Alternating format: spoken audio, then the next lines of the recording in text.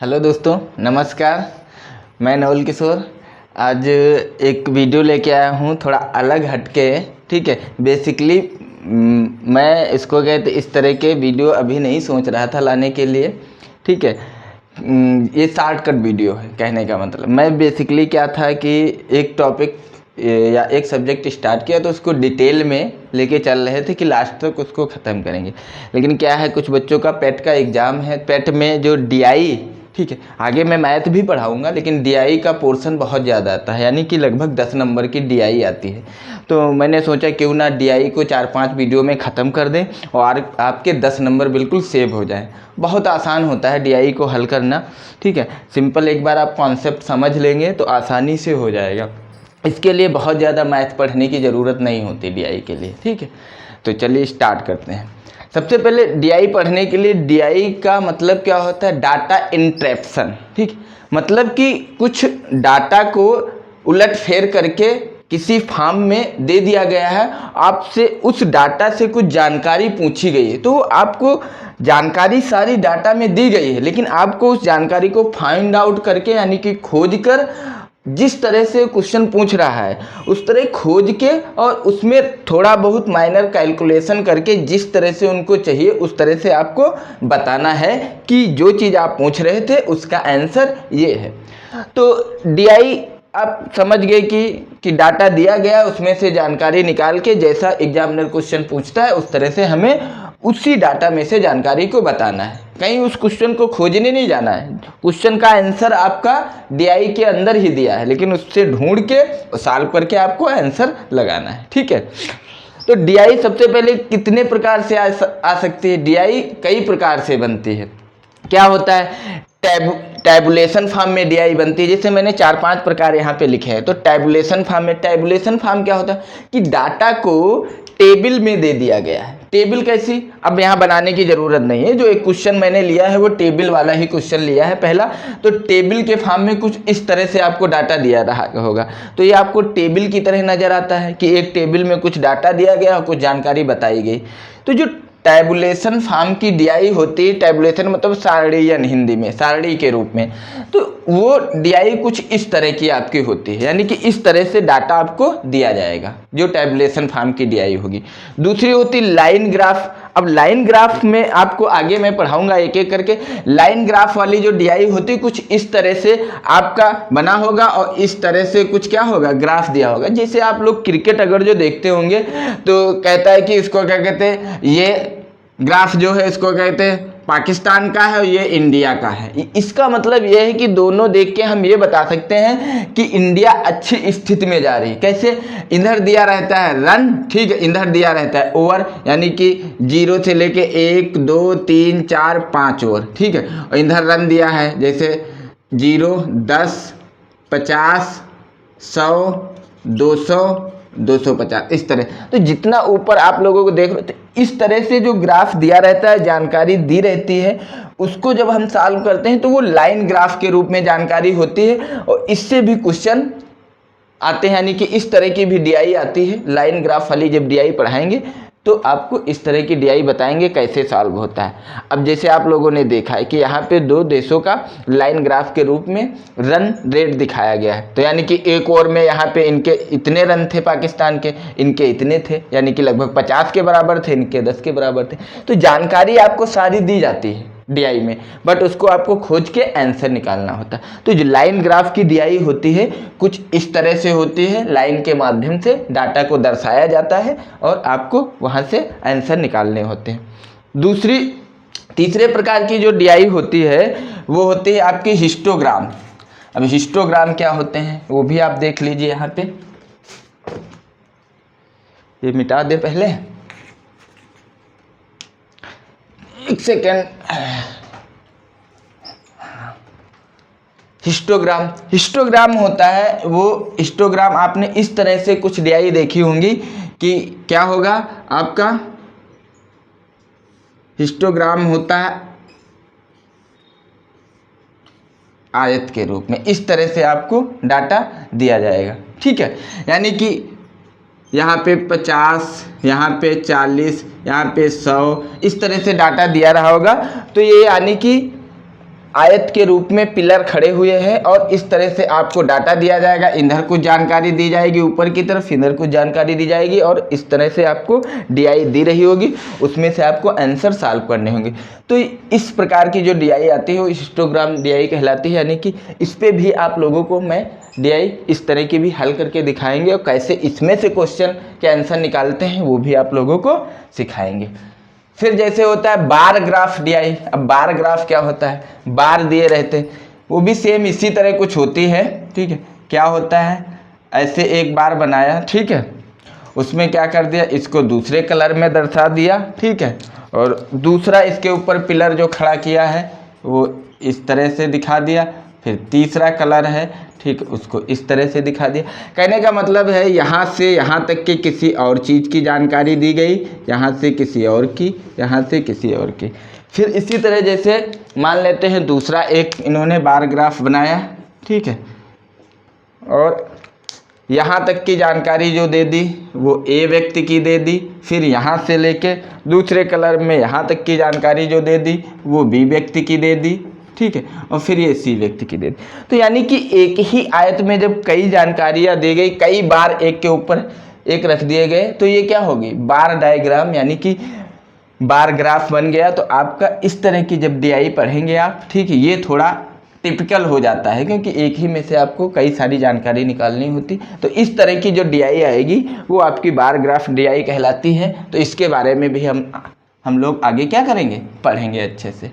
चौथे प्रकार की जो पांचवें प्रकार की जो डीआई है वो होती है पाई चार्ट। पाई चार्ट मतलब होता है ये सर्किल है, ठीक है, इस सर्किल में क्या कर दिया जाता है, ऐसे ऐसे ऐसे ऐसे बांट दिया जाता है। जैसे मैं सिंपल एक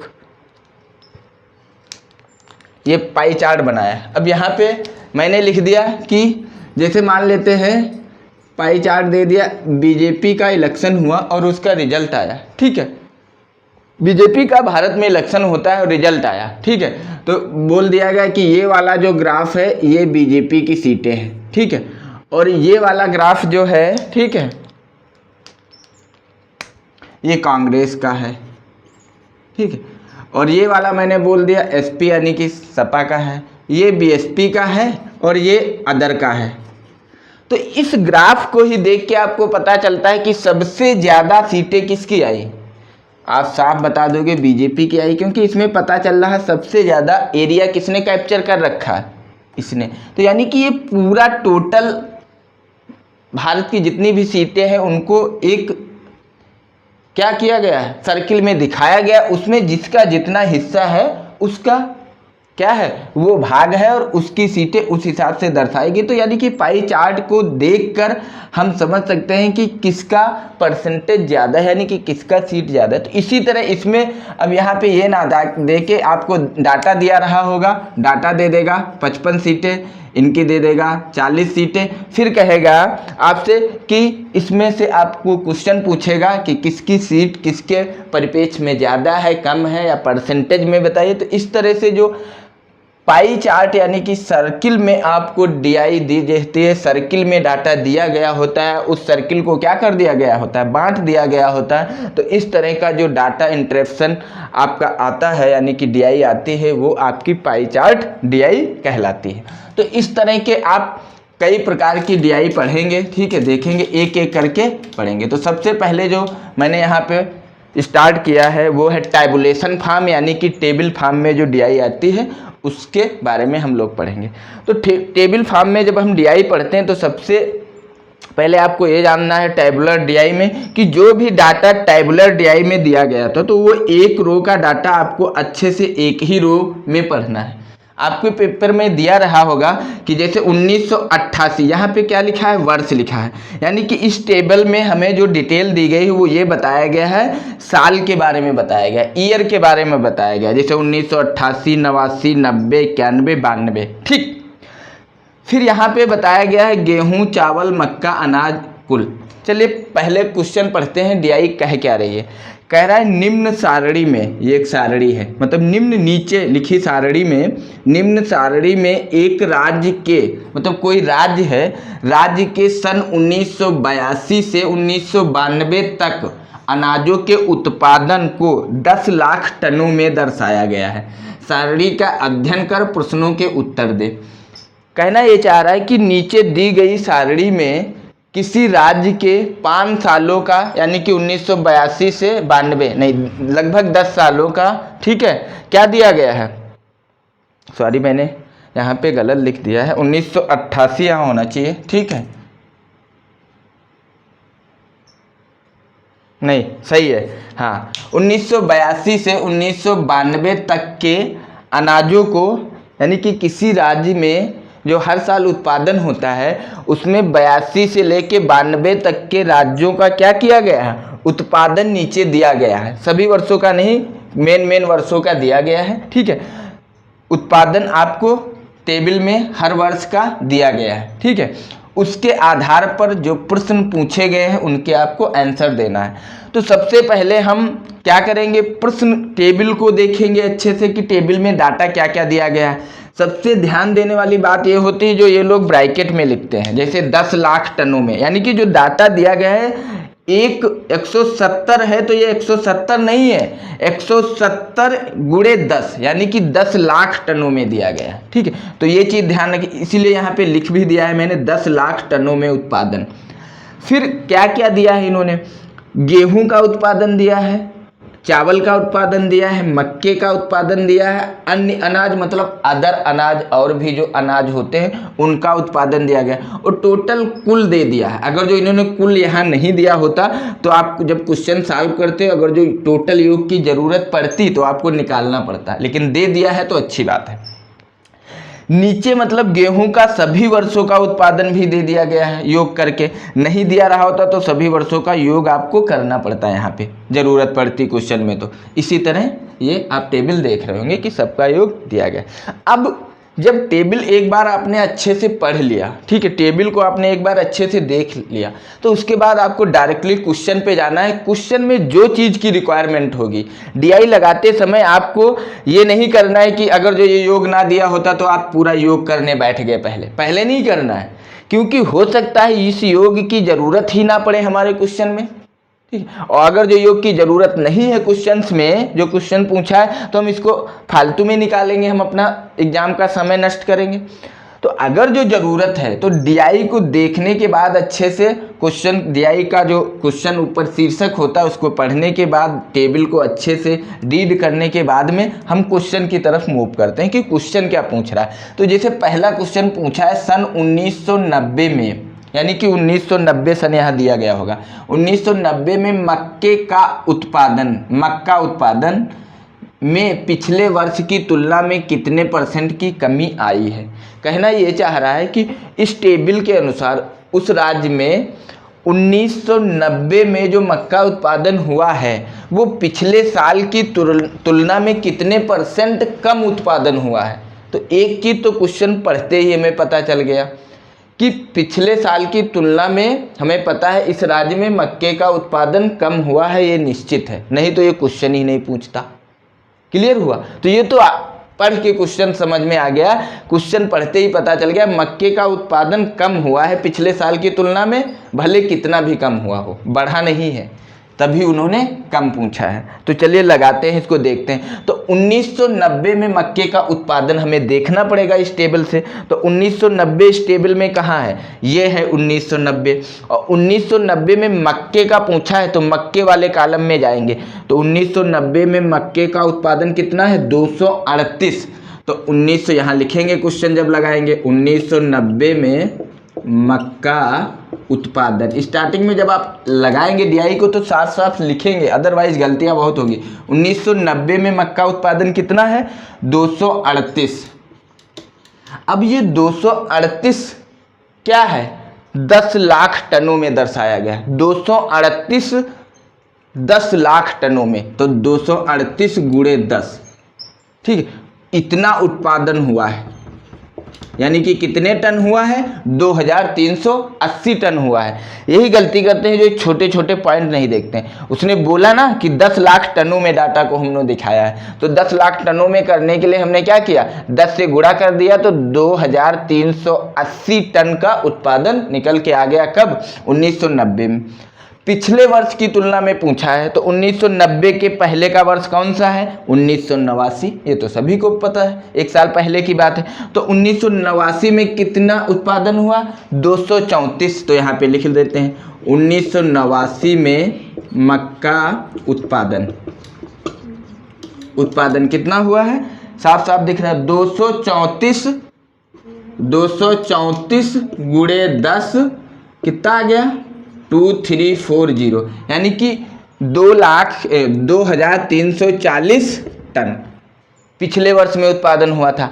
अब हमें क्या करना है? पूछा है पिछले वर्ष की तुलना में कितने % कम हुआ। तो पिछले साल हुआ है 2340 टन और 1990 में कितना हुआ है? 2380 टन। तो हमें क्या करना पड़ेगा? 1990 में जो उत्पादन हुआ है उसमें से पिछले साल का उत्पादन घटाना पड़ेगा, तब हमें पता चलेगा कितना कम उत्पादन हुआ है। तो यहाँ क्या करेंगे हम देखते हैं। 1990 का जो उत्पादन है वो है 2380 और 1989 का जो है, ठीक है, वो है 2340। ये माइनस करेंगे 0.4, तो 40 टन कम उत्पादन हुआ। यानी कि जो 1990 में पिछले वर्ष की तुलना में कितना कम हुआ? 40 टन कम हुआ। लेकिन 40 टन कम नहीं पूछा, वो पूछा है परसेंटेज में कितना कम हुआ। तो परसेंटेज निकालने के लिए आप लोगों को परसेंटेज भी पढ़ना पड़ेगा। यहाँ पे बेसिकली सिंपल परसेंटेज लगेगा तो हम बता देंगे, बाकी परसेंटेज के टॉपिक में आप लोगों को परसेंटेज क्लियर करेंगे कि कैसे निकाला जाता है। तो परसेंटेज निकालने के लिए जो जितना कम या ज़्यादा है उसको हम क्या करते हैं? ऊपर रखते हैं, और जिससे कम है यानी कि जिससे तुलना कर रहे हैं, तो किससे? हमें 1990 में मक्के का उत्पादन पिछले वर्ष की तुलना में, तो पिछले वर्ष उत्पादन कितना हुआ था? पिछले वर्ष मतलब 1989 में 2340। तो जिससे पूछ रहा है उससे भाग कर देंगे, और जितना कम ज़्यादा वो ऊपर लिखेंगे, गुणे में 100। यही परसेंटेज होता है। परसेंटेज का फार्मूला क्या होता है? डिफरेंस ऑब्लिक जिस वैल्यू से पूछ रहा है इनटू 100। ठीक, तो डिफरेंस कितना था? कितना कम हुआ था? 40 टन कम हुआ था, उसको ऊपर रख लिया। और किस वर्ष से पूछ रहा है? पिछले वर्ष की तुलना में। लिखा है साफ साफ ना, तुलना किससे करनी है? पिछले वर्ष। तो पिछले वर्ष का टोटल उत्पादन 2340, उसको नीचे लिख दिया, इनटू 100। अब इसको क्या कर लेंगे? सॉल्व कर लेंगे और परसेंटेज में क्या निकाल लेंगे? आंसर निकाल लेंगे। तो इसको मैंने इससे काट दिया। ठीक है, अब देखते हैं कुछ और कटेगा। 2 से काट लेते हैं यहाँ पे, तो 2 दूनी 4, ठीक है, और 2 एकन 2, 2 एकन 2, 214। अब देखो ऊपर आ गया 220 गुणे 10, 200 बटे 117। इसको सॉल्व करना है आपको। ठीक है, तो इसको इधर मिटा देते हैं, इसको मिटा देते हैं। तो आपका ये आ गया था 200 बटे 117। इसको भाग करेंगे तो आप लोगों को पता है 117 से भाग करेंगे, कम गया, तो यहाँ कितना बचा? आपको सिंपल भाग करना है। ठीक है, 83। ठीक है, यहाँ दशमलव लगाएंगे, 0 बढ़ाएंगे, ये 1177, लगभग 7 टाइम जाएगा। तो आप इतना ही निकाल लेंगे। देखिए ऑप्शन में कोई मैच कर रहा है 1.7 के नज़दीक, ये हो नहीं सकता, ये हो नहीं सकता, ये आंसर आपका हो जाएगा। ठीक है, तो इस तरह से आप क्या करेंगे? डीआई के क्वेश्चन को इस तरह से सॉल्व करेंगे, आसानी से हो जाता है। आपको समझाना है तो इतना लंबा प्रोसेस है, नहीं तो बहुत आसानी से आंसर निकल आते हैं। चलिए इसका नेक्स्ट क्वेश्चन देखते हैं।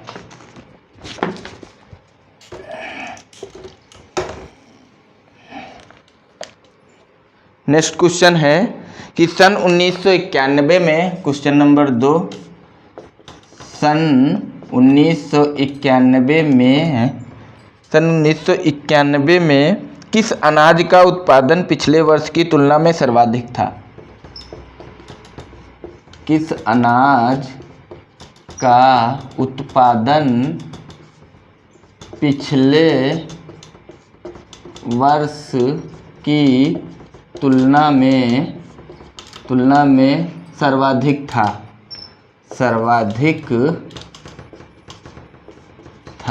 ठीक है, क्वेश्चन क्या कह रहा है? सन 1991 में किस अनाज का उत्पादन पिछले वर्ष की तुलना में सर्वाधिक था। तो अब अनाज कौन कौन से हैं आपके पास, गेहूं है, चावल है, मक्का है, अन्य अनाज है।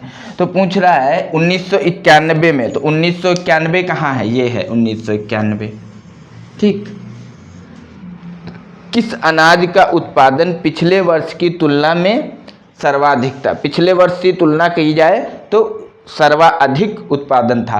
तो ये 560 से 680 1991 में हो गया है। तो कितना डिफरेंस है, तो इधर 40 80 यानी कि 140 ज़्यादा है यहाँ पे, ठीक है, क्लियर दिख रहा है। यहाँ पे 338 है, तो यहाँ पे कितना ज़्यादा है, यहाँ पे आपका 80 और इधर लगभग ज़्यादा है 40 60 8 6 14 नियर अबाउट 140, यानी कि ये आपका 142 ज़्यादा है। कितना ज़्यादा है, 142, ठीक है। इसका डिफरेंस नहीं देखा, इसका डिफरेंस देख लेते हैं। ये 240 से 300 हो गया, तो कितना डिफरेंस आ रहा है, 160 का, ठीक है। यहाँ पे कितना ज़्यादा हुआ, 460, ठीक है। 420 से 460 हो गया, तो 40 का। तो देखें तो ये ज़्यादा, ये बढ़ रहा है 1900 पिछले वर्ष से 91 में। अन्य अनाज कितना बढ़ रहा है, 40 टन। ये बढ़ रहा है 142 टन, ये बढ़ रहा है 160 टन, ये बढ़ रहा है 140 टन। तो आपका आंसर क्या हो जाएगा, आंसर आपका हो जाएगा चावल के उत्पादन में, ठीक है, क्या है, सबसे ज़्यादा वृद्धि है 1991 में। समझ में आया। यहाँ पे ऑप्शन आपको दिए गए थे, ठीक है, जिसमें हाँ 40 टन मक्का का सर्वाधिक उत्पादन, हाँ यहाँ पे आपका चावल का सर्वाधिक उत्पादन आपका यहाँ पे आ जाएगा, क्योंकि सन 1991 में किस अनाज का उत्पादन पिछले वर्ष की तुलना में सर्वाधिक था। तो आपका यहाँ पे 200 सॉरी नहीं, चावल नहीं होगा, यहाँ पे 240 से 300 हुआ, तो यहाँ पे 60 की वृद्धि हो रही है। तो किसका हो जाएगा, मक्का हो जाएगा यहाँ पे, क्योंकि मक्का कितना हो रहा है, 142, ये 140 बढ़ रहा है। पिछले वर्ष से 91 में 560 से 680 उत्पादन हो गया, तो 140 की वृद्धि, यहाँ 60 की वृद्धि, यहाँ 142 की वृद्धि, यहाँ 40 की वृद्धि। तो किस में सबसे ज़्यादा वृद्धि हो रही है, मक्का में। तो आंसर क्या हो जाएगा, मक्का आपका आंसर हो जाएगा। आपको ऑप्शन में मक्का मिलेगा, आप मक्के को आंसर कर देना। तो इस तरह से आपने दूसरा क्वेश्चन देखा। सिंपल होता है, डीआई पढ़िए अच्छे से और आंसर आपके निकलते चले जाएंगे। अगला क्वेश्चन देखते हैं क्या है। अन्य अनाजों के उत्पादन में पिछले वर्ष की तुलना में न्यूनतम बढ़ोतरी किस वर्ष में हुई। क्वेश्चन मैंने इसे पढ़ लिया। क्वेश्चन कह रहा है अन्य अनाजों के, ठीक है, अन्य अनाजों के उत्पादन में पिछले वर्ष की तुलना में न्यूनतम बढ़ोतरी किस वर्ष हुई है, ठीक है। अन्य अनाजों में पिछले वर्ष की तुलना में न्यूनतम बढ़ोतरी किस सन में हुई है। तो यहाँ से कितनी बढ़ोतरी हो गई, 50 की हो गई, 350 से कितना हो गया, 400। अन्य अनाज में देखना है आपको, यहाँ से कितनी होगी, 20 की वृद्धि हो गई, क्योंकि 400 से 420 हो गया। यहाँ 420 से 460 हो गया, तो कितनी वृद्धि हुई, 40 की। यहाँ पे 460 से कितना हो गया, 500, तो यहाँ पे कितनी हो गई, 40 की। तो न्यूनतम वृद्धि किस सन में हुई है पूछा है। तो 1988 से 89 में कितनी हो रही, 50 की। फिर 89 से 90 में कितनी हो रही, 20 की, ठीक है। फिर 90 से 91 में 40 की, 91 से 92 में 40 की। तो सबसे कम वृद्धि किस सन में लग रही, इसी में लग रही ना। 400 से 420 हुई, यानी कि 20 ही तो बढ़ा इसमें, तो सबसे कम वृद्धि यहीं पे है। तो हम आंसर क्या देंगे, 1990 में 400 से 420 ही हुआ है, तो यानी कि 1990 में मात्र 20% की वृद्धि हुई है। तो इसलिए सबसे कम वृद्धि किसमें हुई, 1990 आपका आंसर हो जाएगा। ऑप्शन में 1990 दिया है, 1990 ही आंसर आ रहा है, ठीक है। तो ये इस तरह से क्वेश्चन पूछा, 1990 सही है। चलिए आगे देखते हैं अगला क्वेश्चन। इसी तरह से एक डीआई से आपके कई क्वेश्चन आंसर हो जाएंगे, यानी कि एक डीआई पे मिनिमम 4 से 5 क्वेश्चन पूछता है। अगला क्वेश्चन दिया है, सन 1942 में गेहूं का उत्पादन पिछले वर्ष की तुलना में कितने प्रतिशत था। 1992 सॉरी, कह रहा है सन 1992 में गेहूं का उत्पादन पिछले वर्ष की तुलना में कितना था। तो 1992 ये है, ठीक। 1992 में देखिए गेहूं यही है, पिछले वर्ष की तुलना में कितना था। तो यहाँ पे पिछला वर्ष कौन सा है, 1991। तो 1991 में कितना उत्पादन था, 680 और गुणे 10 मैंने बताया स्टार्टिंग में, तो 6800, ठीक है। और 1992 में कितना है, 860 गुणे 10 बराबर 8600, ठीक है। अब ये पूछा था 1992 में पिछले वर्ष की तुलना में कितनी बढ़ोतरी हुई, तो 8600 में से 6800 आपको घटाना है, 8600 माइनस 6800, तो आपका 8 यहाँ पे 1800 की वृद्धि हुई, 1800 टन की वृद्धि हुई। अब प्रतिशत में पूछा है कि ऐसे ही पूछा है, देख लेते हैं। हाँ, परसेंटेज में पूछा है कि प्रतिशत में कितनी वृद्धि हुई। तो क्या करेंगे, 1800 तुलना किससे करनी है, ठीक है, पिछले वर्ष की तुलना में। तो पिछला वर्ष यहाँ पे कौन है, 91, ठीक है। तो यहाँ पे 6800 से इसको क्या कर देंगे, भाग कर देंगे इंटू 100, जो भी फार्मूला मैंने बताया था, ठीक है। ये जीरो दोनों कट जाएंगे, ठीक है। अब 1800 को 68 से भाग करना है, तो सिंपल आप यहाँ करिए, 68 से 1800 को भाग करना है, कितनी बार जाएगा, 6 या 18 यानी कि 5 बार जाएगा, ठीक है। तो 55 40, 5 छक्का 30 और 55 40, 5 छक्का 30, 4 34, नहीं 6 या 18, सॉरी 5 बार नहीं लगेगा, 6 दून 12, 6 या 18 2 बार लगेगा, 2 8 16 और 2 छाक 12, 1 13, यहाँ 4 बचा, ठीक है, और यहाँ 4 बचा,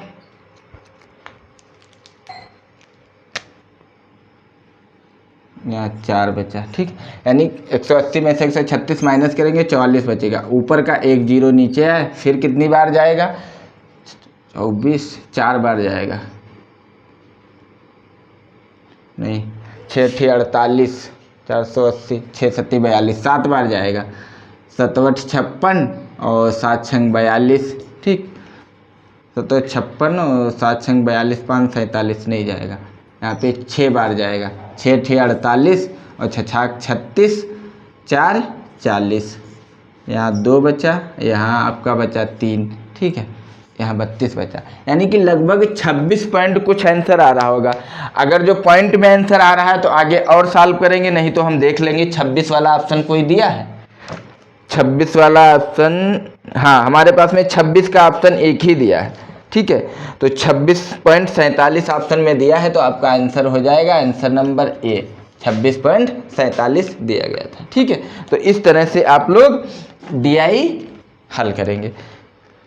थोड़ा टफ होती है, मैथ का कैलकुलेशन करना पड़ता है, लेकिन जो आंसर निकलते हैं वो एग्जैक्ट आंसर निकलते हैं और पूरा आपको पूरा का पूरा नंबर मिलता है, गलत होने के चांस नहीं रहते हैं अगर जो अच्छे से आपने किया है, ठीक है। तो इस तरह से टेबुलर फॉर्म में DI जो होती हैं वो आप हल करेंगे। मैंने ऐसी DI उठाई थी जो थोड़ा टफ है, ठीक है, डाटा हर तरीके से दिया गया, बाकी इससे सिंपल ही DI पूछी जाती है, पेट में तो काफ़ी सिंपल पूछी जाती है, आसानी से हो जाएगी। तो टेबल फॉर्म में जो भी DI आएंगे वो इस तरह से आपको हल करना है। प्रतिशत DI हल करते समय परसेंटेज, आपका परसेंटेज का रूल हर जगह लगेगा क्योंकि डाटा परसेंटेज में पूछता है। दूसरा अनुपात का रूल लगता है, डाटा अनुपात में भी पूछता है। तो अनुपात तो परसेंटेज हम आगे के क्लासेस में जल्दी ही किसी दिन पढ़ा देंगे, जिससे DI में आप लोगों को दिक्कत ना आए, ठीक है। तो ये आपका टेबुलर फॉर्म में पहली DI थी। आप लोग बताइएगा कमेंट करके, अगर जो अच्छी लगी हो तो DI के क्वेश्चन, पाई चार्ट, जिस तरह की भी DI होती, हर एक प्रकार की DI के 2-3 क्वेश्चन हम डेली सॉल्व करके 4-5 दिन में क्या करेंगे, DI पूरा कंप्लीट कर लेंगे, जिससे पेट के 10 क्वेश्चन हमारे अच्छे से क्या हो जाए, हल हो पाए, ठीक है। हालांकि हर एक एग्ज़ाम में DI पूछी जाती है, ठीक है, लेकिन अभी रिसेंटली आपका पेट का एग्ज़ाम है, तो पेट के लिए ये बहुत ज़रूरी है। Thank you. सब्सक्राइब करिएगा चैनल, लाइक करिएगा, वीडियो अच्छी लगी है तो लोगों के पास शेयर करिए। थैंक यू, धन्यवाद।